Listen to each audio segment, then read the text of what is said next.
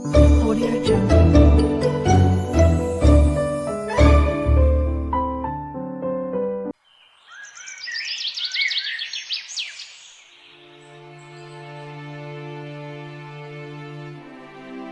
महारानी, देखो आज हमारी शादी को 25 वर्ष पूरे हो गए। ये समय भी कैसे बीत गया ना। और आज हमारी दोनों बेटियां रूपमाला और जयमाला भी अब युवा हो गई हैं। हाँ महाराज, आप बिल्कुल सही कह रहे। अब आपको इनके विवाह की चिंता करनी चाहिए। हाँ, तुम ठीक कह रही हो महारानी, पर हमारी पुत्रियों के लिए योग्य वर मिलेगा तभी तो हम इनका विवाह करेंगे ना। हमारी पुत्रियां राजकुमारी है, इनके लिए वाला योग्य वरों की क्या कमी। महाराज, अब आसपास के राज्यों के राजकुमारों पर जरा दृष्टि तो घुमाइए। राजकुमारियों का विवाह का समस्या यूं चुटकियों में हल हो जाएगी। महारानी सुगंधा, हम अपनी पुत्रियों का विवाह किसी राजकुमारों से नहीं, अपितु किसी बुद्धिमान या फिर योग्य युवा के साथ ही करेंगे। ऐसे ही किसी के हाथ में थोड़े ना अपनी पुत्रियों का हाथ दे देंगे। महाराज, आपके तो सोचने का ढंग ही निराला है। भला राजवंश की कन्याएं साधारण वंश में ब्याही जा सकती है क्या? क्यों नहीं ब्याही जा सकती हैं? राजकुमारियों के लिए वर चुनते समय राजवंशों को नहीं, अपितु योग्यता और बुद्धिमानी को प्राथमिकता दूंगा मैं। देवयोग से थोड़े ही समय बाद राजा महिपत के गुरु ऋषि रामदेव राजमहल पधारे और राजा ने उन्हें प्रणाम किया। चिरंजीवी भव। गुरुदेव, आप उचित समय पर यहां पधारे हैं। क्या आप मेरे एक समस्या का हल कर सकते हैं? कहो महिपत, तुम्हारी क्या समस्या है? गुरुदेव, मेरी दोनों पुत्रियां युवा हो गई हैं। मैं उनके विवाह के विषय में चिंतित हूं। इसमें चिंतित होने की क्या बात है? जैसे अन्य राजकुमारों के लिए स्वयंवर होते आए हैं, वैसे तुम भी अपनी पुत्रियों के लिए स्वयंवर आयोजित कर डालो और उसमें आसपास के सभी राजकुमारों को आमंत्रित करो। गुरुदेव, मैं अपनी पुत्री का विवाह राजकुमारों के साथ नहीं, अपितु योग्य और बुद्धिमान युवकों के साथ करना चाहता हूं। ओह, तो ये बात है। गुरुदेव, आप ज्ञानी हैं। आप इस कार्य में मेरी सहायता कीजिए कि कैसे बुद्धिमान और योग्यावरों की तलाश की जाए। इसमें इतना परेशान होने की क्या आवश्यकता है?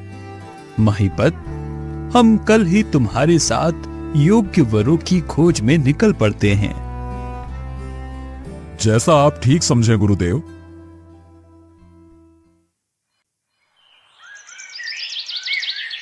अगले दिन ऋषि रामदेव के साथ राजा महिपत महल से निकल पड़े।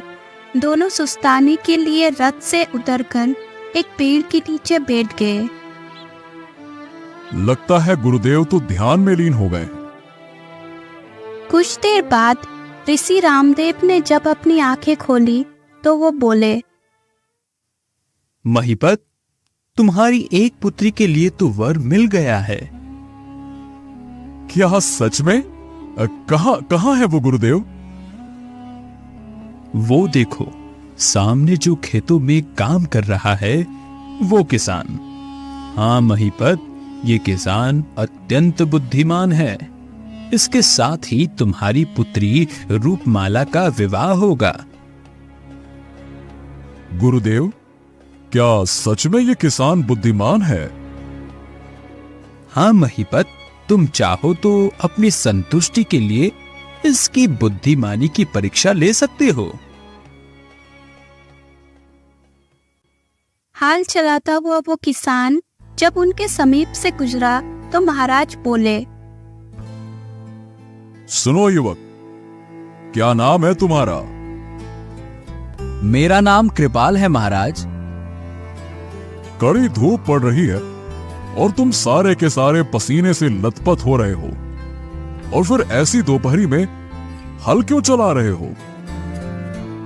अब महाराज, हल न चलाऊं तो फिर खाऊंगा क्या? जीवन का निर्वाह कैसे चलेगा? अच्छा ये बताओ, तुम हल चलाकर प्रतिदिन कितनी कमाई कर लेते हो? अब यही कोई 4 आना प्रतिदिन की। अच्छा, तो ये बताओ कि अपनी कमाई को किस प्रकार खर्च करते हो कृपाल?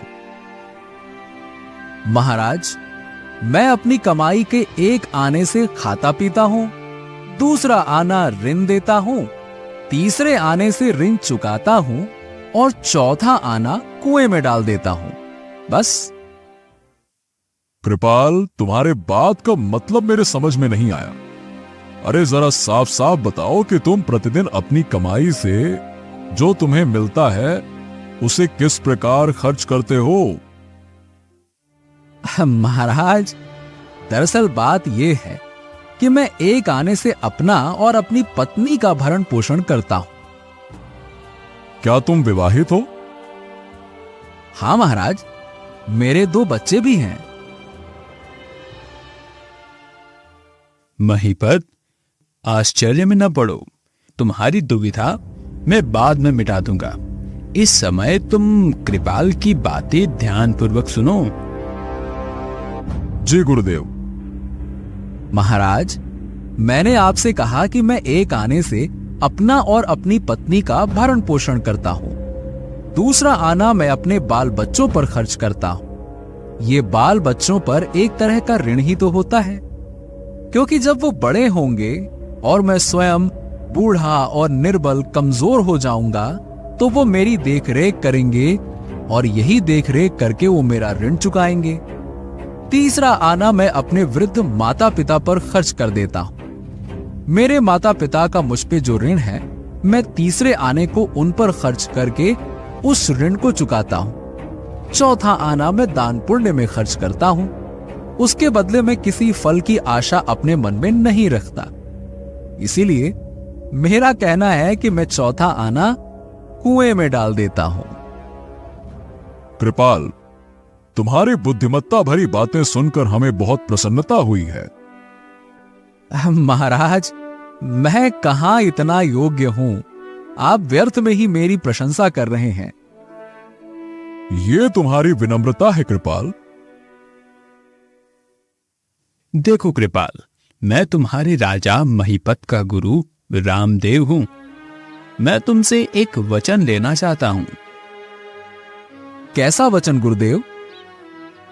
कृपाल, तुम इसी समय ये प्रतिज्ञा करो कि जब तक तुम 100 बार राजा महीपत का मुंह न देख लोगे, तब तक अपने 4 आने के रहस्य को किसी के सम्मुख प्रकट न करोगे। अब ठीक है गुरुदेव, मैं इसी समय इस बात की प्रतिज्ञा करता हूं। आओ महीपत, अब यहां से चले। चलिए गुरुदेव। कृपाल की बातें सुनकर तुम्हें उसकी बुद्धिमानी का यकीन हो गया होगा। हाँ गुरुदेव, कृपाल निश्चित ही अत्यंत बुद्धिमान है। पर गुरुदेव, एक बात मेरी समझ में नहीं आई। कृपाल पहले से ही विवाहित है, ये जानते हुए भी आपने ये क्यों कहा कि ये राजकुमारी रूपमाला के लिए सुयोग्य वर है? एक विवाहित और बाल बच्चे वाले पुरुष के साथ राजकुमारी रूपमाला का विवाह कैसे किया जा सकता है गुरुदेव? तुम्हारा कहना ठीक है महीपत, पर अब मैं जो बताने जा रहा हूं उसे ध्यान से सुनो। आज से ठीक 5वें दिन कृपाल अपनी पत्नी और बच्चों के साथ बैलगाड़ी में बैठकर अपने ससुराल कंचनपुर जाएगा। राह में जब वो नौका पार करेगा तो नदी में उसका पूरा परिवार बह जाएगा। वो फिर उसी दुर्घटना में कृपाल तो बच जाएगा, पर उसकी पत्नी और बच्चे जीवित न बचेंगे। ओ, ये तो बुरा होगा कृपाल के साथ गुरुदेव। क्यों ना हम वापस लौटकर कृपाल को इस होने वाली दुर्घटना के बारे में बता दें। इससे ना वो 5 दिन बाद कंचनपुर जाएगा और ना ही वो दुर्घटना घटेगी। क्यों गुरुदेव? माहीपत, होनी को ना तुम टाल सकते हो और ना ही मैं, इसलिए कृपाल के पास वापस लौटना बेकार है। उसके साथ जो दुर्घटना होने वाली है वे हर हाल में घटकर रहेगी। अरे बेचारा कृपाल। अब तुम ये बताओ कि जब कृपाल की पहली पत्नी और बच्चे मर जाएंगे तब राजकुमार रूपमाला का विवाह कृपाल के साथ तुम करने को तैयार होगे या नहीं? हाँ गुरुदेव, तब उस अवस्था में राजकुमारी रूपमाला का विवाह कृपाल के साथ किया जा सकता है। ठीक है। राजमहल पहुंचने पर राजा बोले,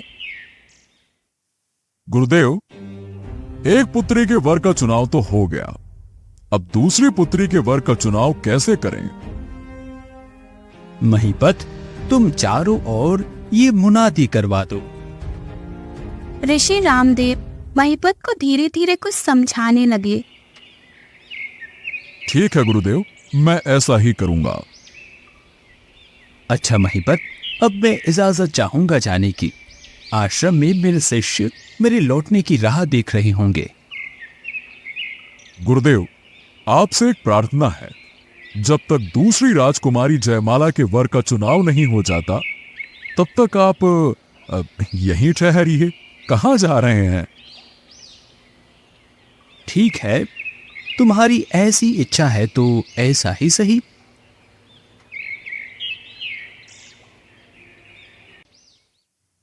अगले दिन राजा ने मुनादी करवा दी।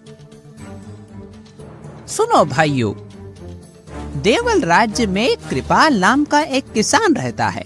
वो अत्यंत बुद्धिमान है। वो प्रतिदिन 4 आने कमाता है।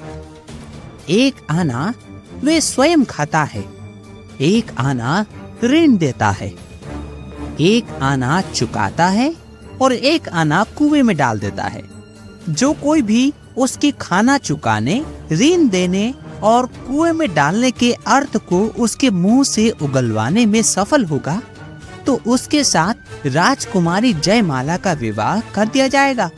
ये महाराज का आदेश है।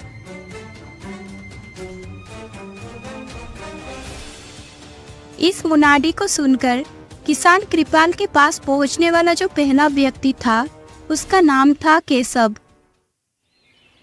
कृपाल भाई, यदि तुम मुझे अपने 4 आने के इस्तेमाल करने का रहस्य बता दो तो मैं तुम्हारा आजीवन आभारी रहूंगा।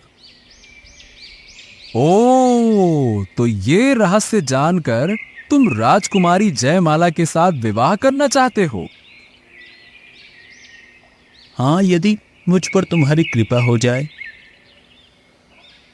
क्षमा करना केशव, मैंने इस बात का वचन दिया है कि इस विषय में मैं किसी को भी नहीं बताऊंगा।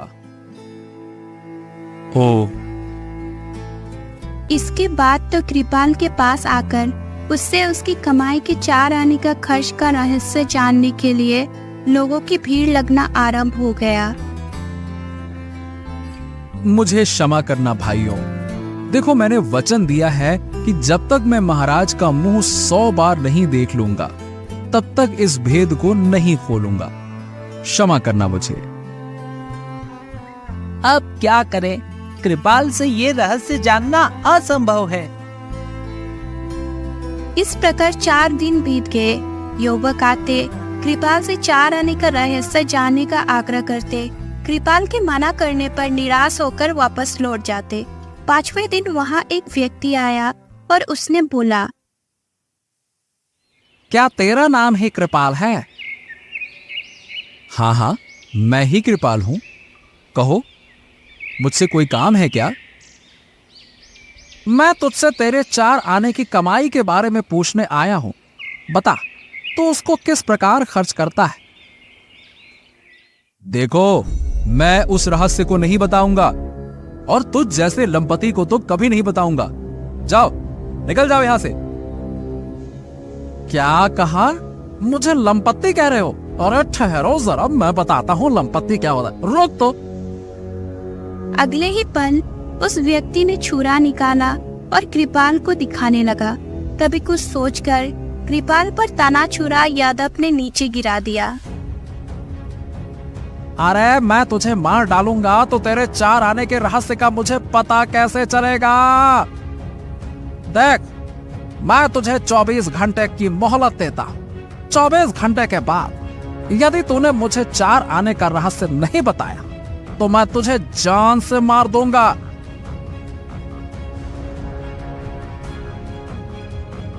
कृपाल को यह चेतावनी देकर यादव वहां से चला गया। फिर कृपाल की पत्नी बोली, सुनो जी, आपके 4 आने ने तो जी का जंजार खड़ा कर दिया है। यदि हम यहाँ रहे तो 24 घंटे बाद यादव यहाँ आकर निश्चय आहित कर डालेगा। तो तुम ही बताओ कौशल्या, क्या किया जाए? ऐसा करते हैं, कुछ दिनों के लिए आप, मैं और बच्चे सभी मेरे पिता के घर कंचनपुर चलते हैं। ना किसी को पता होगी कि तुम कहाँ हो, ना कोई तुम्हें तंग करने वहां तक पहुंच पाएगा। हाँ कौशल्या, तुम सही कह रही हो। ये ठीक रहेगा कि हम सभी कंचनपुर चले जाएं। ठीक है। अपने बूढ़े माता पिता से आज्ञा लेकर कृपाल उसी समय बैलगाड़ी में अपने परिवार के साथ कंचनपुर की ओर चल दिया। राज्य के सीमा से बाहर निकलकर जब वो एक वन में पहुंचा तो कृपाल ने देखा वहां एक आदमी का रथ कीचड़ में फंसा हुआ है और वो सोचने लगा, अरे ये आदमी का रथ तो फंस गया है। चलो, मुझे इसकी सहायता करनी चाहिए। उसने बैलगाड़ी रोकी और उससे उतरकर रथ के पास गया। अरे भाई, क्या मैं तुम्हारी कुछ सहायता करूं? मित्र, मेरे साथ मिलकर इस पहिए को निकलवा दो तो तुम्हारी बड़ी मेहरबानी होगी। अगले ही पल कृपाल उस युवक के साथ पहिए को कीचड़ से बाहर निकालने में जुट गया। शीघ्र उन दोनों ने पहिए को कीचड़ से बाहर निकलने में सफलता पा ली। तुम्हारा बहुत बहुत धन्यवाद भाई। तुम ना आते तो मैं न जाने कब तक अकेला इस वन में परेशान होता। तुम कौन हो भाई और कहां जा रहे हो? मेरा नाम नकुल है। मैं देवल राज्य के प्रसिद्ध सेठ वाकुल का बेटा हूँ। व्यापार करने के उद्देश्य से माधव नगर जा रहा हूँ। और तुम कौन हो? मेरा नाम कृपाल है और मैं देवल राज्य में खेती बाड़ी का काम करता हूँ। कहीं तुम वही कृपाल किसान तो नहीं जिसके घर आने की कमाई के चर्चे इस दिनों सारी तरफ सुनाई पड़ रहे हैं? हाँ, तुमने ठीक पहचाना। मैं वही कृपाल हूँ भाई। ओ, तो तुम मुझे बता सकते हो कि उन 4 आनों को खर्च करने की विधि का क्या रहस्य है? नहीं भाई, मुझे क्षमा करना। मैंने प्रतिज्ञा की है कि महाराज का 100 बार मुख देखने के पश्चात ही मैं किसी को भी उस रहस्य के बारे में बताऊंगा। और 100 बार महाराज का मुख देखने की प्रतिज्ञा बरसों में जाकर पूरी होगी। यदि मैं इस स्थान पर तुम्हें 100 बार राजा महिपत का मुंह दिखा दूं तो मैं तुम्हें अपना रहस्य बता दूंगा। लेकिन तुम यहां पर 100 बार महाराज का मुंह मुझे किस प्रकार दिखा सकते हो भला? नकुल ने उसके बात का कोई जवाब नहीं दिया और अपने रथ में रखी स्वर्ण मुद्राओं की थैली उठा लिया। तत्पश्चात उसने एक थैली खोलकर उसमें से एक स्वर्ण मुद्रा बाहर निकाला। इस मुद्रा पर किसका चित्र अंकित है कृपाल? महाराज महीपत का।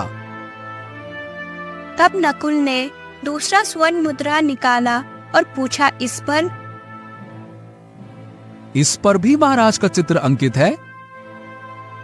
इस प्रकार एक एक करके नकुल ने 100 स्वर्ण मुद्राओं को कृपाल को दिखाए तत्पश्चात कृपाल, इस स्वर्ण मुद्राओं पर महाराज की मूर्ति अंकित है। उन्हें देखकर महाराज के मुंह को 100 बार देखने की प्रतिज्ञा पूरी हो गई है। क्या अब भी रहस्य नहीं बताओगे? नकुल, तुम सचमुच ही बहुत बुद्धिमान हो। जिस बुद्धिमानी के साथ तुमने मेरी प्रतिज्ञा पूरी की है, उसे कोई बिरला ही पूरा कर सकता था। अब मैं तुम्हें उन 4 आने को खर्च करने के रहस्य के बारे में बताऊंगा।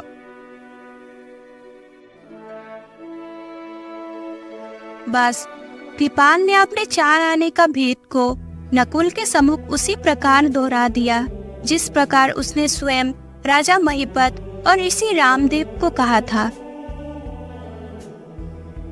धन्यवाद कृपाल। अब मुझे आज्ञा दो, मैं जल्द ही देवल पहुंच जाना चाहता हूँ। देवल? लेकिन तुम तो माधव नगर जा रहे थे ना? व्यापार तो बाद में भी होता रहेगा। पहले मैं देवल नगर जाकर महाराज को तुम्हारे 4 आना का रहस्य बताऊंगा। ओ, तो राजकुमारी जयमाला से विवाह करने की इतनी उतावली? वाह! तब कृपाल से विदा लेकर नकुल रथ में बैठ वापस देवल की ओर चल दिया। इधर कृपाल की पत्नी बोली, चलिए स्वामी, अब हम कंचनपुर की ओर चलते हैं। हाँ कौशल्या, चलो।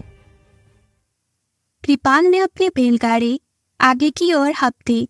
बैलगाड़ी से उतरकर जब पूरा परिवार नौके में बैठकर नदी पार करने लगा तो उस नदी में भयंकर तूफान आया।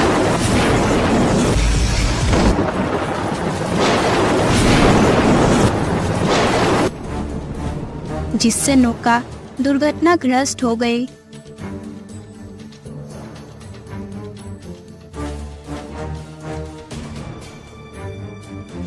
इस दुर्घटना में कृपाल की पत्नी और बच्चे नदी में बह गए और डूबकर मर गए। सिर्फ कृपाल ही बच पाया। कृपाल नदी के किनारे बैठकर विलाप करने लगा।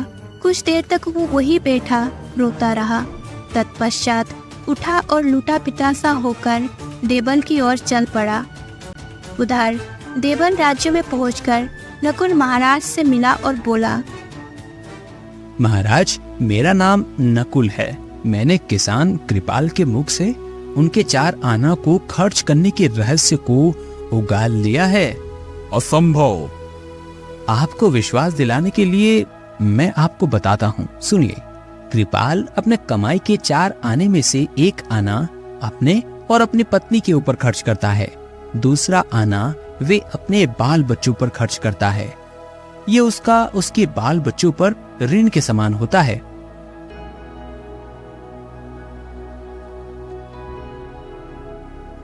नकुल ने एक एक करके 4 आनों का विषय में विस्तार पूर्वक सही राजा महिपत को बता दिया। लेकिन हम तो कृपाल को सौगंध देकर आए थे कि वे राजा महिपत का चेहरा 100 बार देखने के बाद ही किसी को 4 आना का रहस्य बताएंगे। उसने राजा महिपत का चेहरा 100 बार कब देखा? क्या उसने सौगंध तोड़ दी?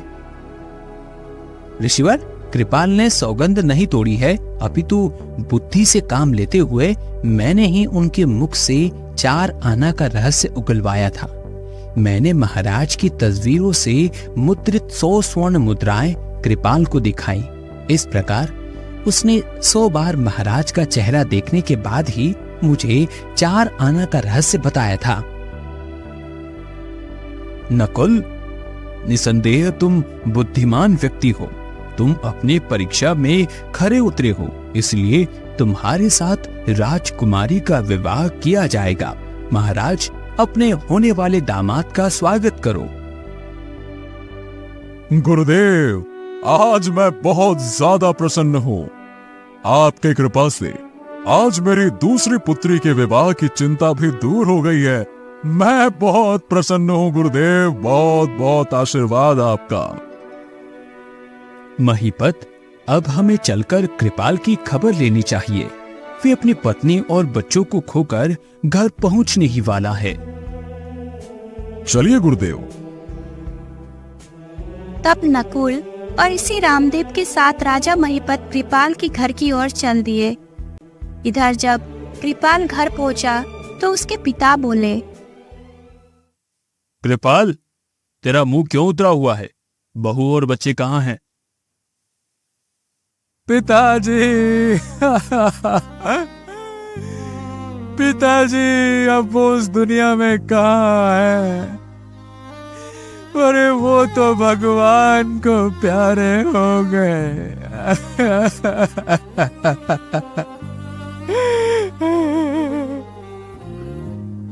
क्या? रोते हुए कृपाल ने अपनी सारी घटना विस्तार पूर्वक अपने माता पिता को सुनाई। अरे मेरे भगवान, ये तूने क्या किया? आज तूने हमारी सारी सुख छीन ली है। वे सब विलाप कर ही रहे थे कि उसी समय यादव वहां आ धमका और बोला, क्या रे कृपाल, अब तक तूने मुझे 4 आने का रहस्य बताने का मन बनाया कि नहीं? मैं नहीं बताऊंगा तुझे 4 आने का रहस्य। ना तो तू मेरे पास आकर मुझे धमकी देता और ना ही मैं अपनी पत्नी और बच्चों को लेकर यहाँ से जाता, और ना ही वो नदी में डूबते और ना वो मरते। अरे तू ही मेरे परिवार का हत्यारा है, तू ही है वो। हाँ ठीक है, ठीक है, ठीक है, मैं तेरे परिवार का हत्यारा हूँ और मैं तेरा भी हत्यारा बनना चाहता हूँ। ये कहते हुए उसने कृपाल को मारना शुरू कर दिया। तभी राजा महिपत का रथ वहां आकर रुक गया। वो महाराज, भाग ले यहाँ से वरना तेरी खैर नहीं।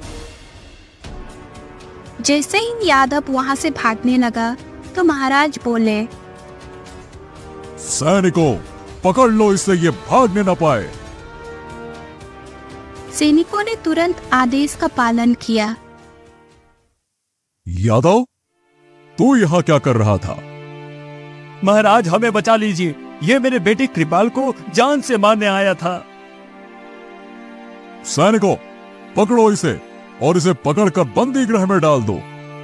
इसका क्या करना है हम कल देखते हैं।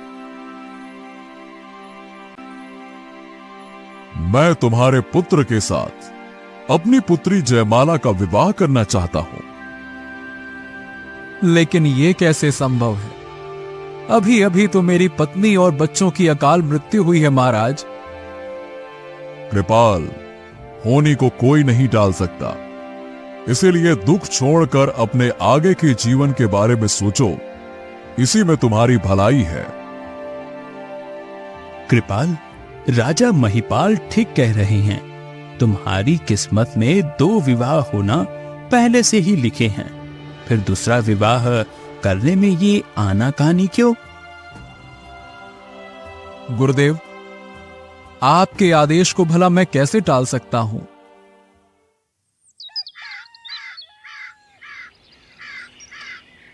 ऋषि रामदेव जब राजा महिपत के साथ बात कर रहे थे तभी दोनों राजकुमारियां रूपमाला और जयमाला वहां आई और उन्होंने गुरुदेव को प्रणाम किया। सदा सुखी रहो बच्चियां। गुरुदेव, आपने और पिताजी महाराज ने दोनों वरों का चुनाव कर लिया है, क्या ये सच है? हाँ मेरी बच्चियां, हाँ मेरी बिटिया, शीघ्र ही तुम्हारा उससे विवाह होगा। हमने ये भी सुना है कि हम दोनों के होने वाले पति अत्यंत बुद्धिमान हैं। हाँ, ये सच है। गुरुदेव क्षमा करें, पर हम दोनों अपने अपने होने वाले पतियों की बुद्धिमानी की परीक्षा लेना चाहते हैं। ओह, तो ऐसा है। ठीक है, तुम दोनों की ये इच्छा अवश्य पूरी हो जाएगी।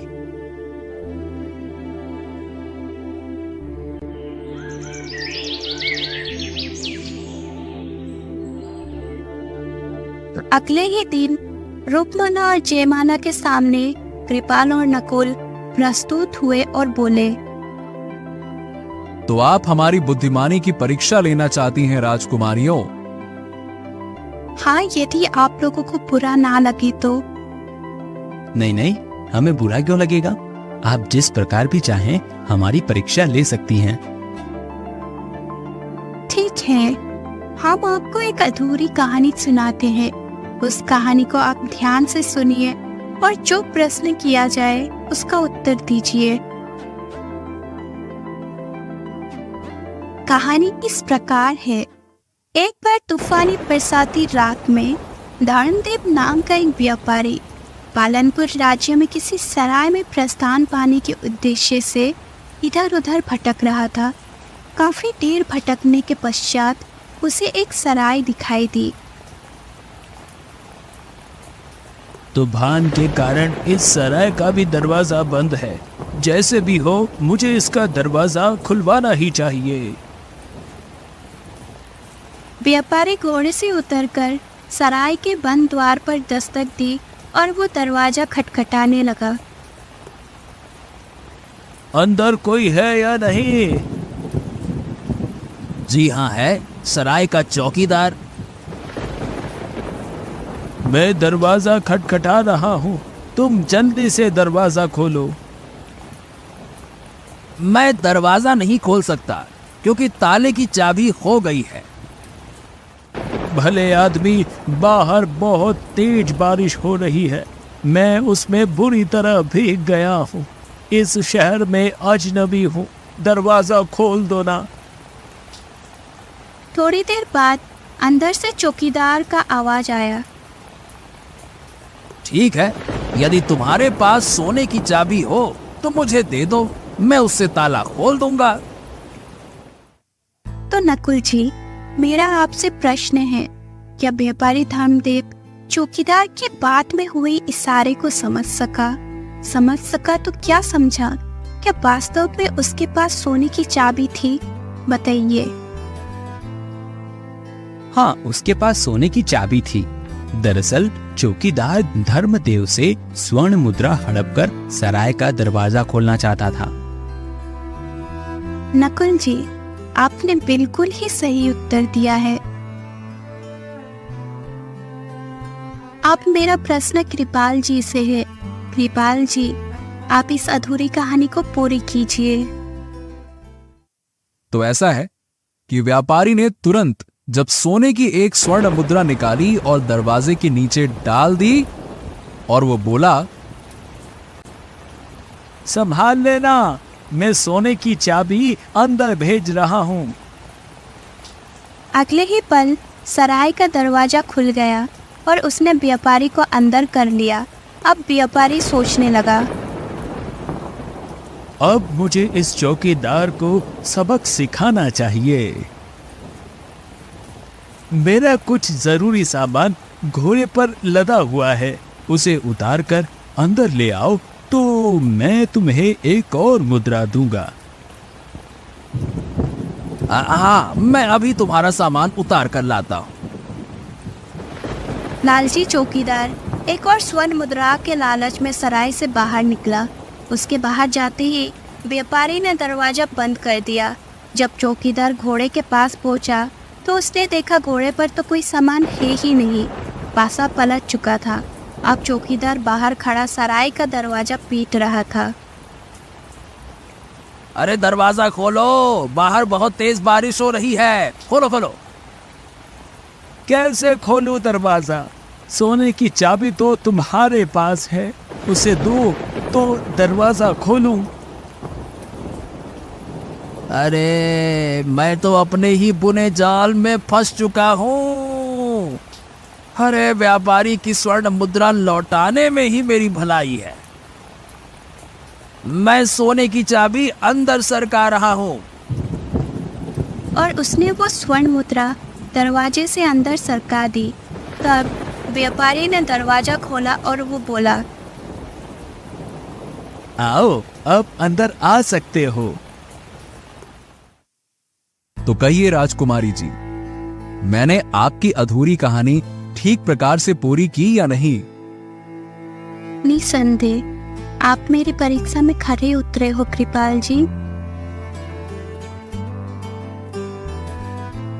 उसके बाद खूब धूमधाम के साथ रूपमाला का विवाह कृपाल के साथ और जयमाला का विवाह नकुल के साथ संपन्न हुआ। विवाह समारोह संपन्न होने के बाद ऋषिवर बोले, महिपत, अब तो मुझे जाने की इजाजत दे दो। हाँ गुरुदेव, अब मैं आपको और नहीं रोकूंगा, आज्ञा दीजिए।